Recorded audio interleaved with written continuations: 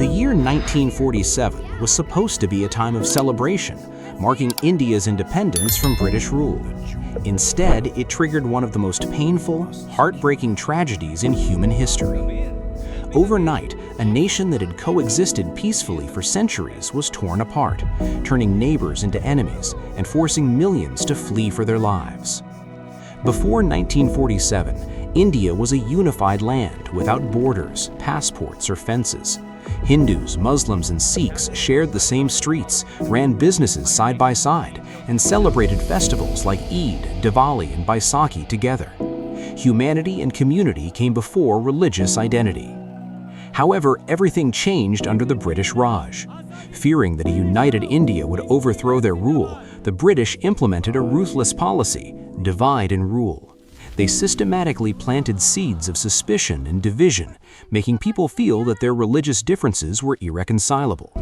Over time, political demands shifted.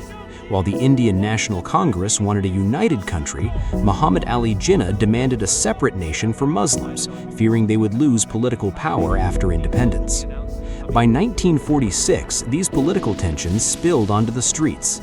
The Direct Action Day in Kolkata triggered horrific riots, burning homes and turning streets red with blood. The hatred was no longer just in politicians' speeches, it had poisoned the hearts of everyday citizens, especially in Punjab, where different communities lived closely. When the British realized they could no longer hold India, they decided to divide the country into India and Pakistan. The task of drawing the border was given to Sir Cyril Radcliffe, a man who had never even seen India before. With just a map and a pen, his hastily drawn lines altered the fate of millions. People didn't even know which country their homes belonged to until the final moments. What followed was the largest mass migration in human history. Millions of Hindus and Sikhs rushed towards India, while Muslims fled towards Pakistan.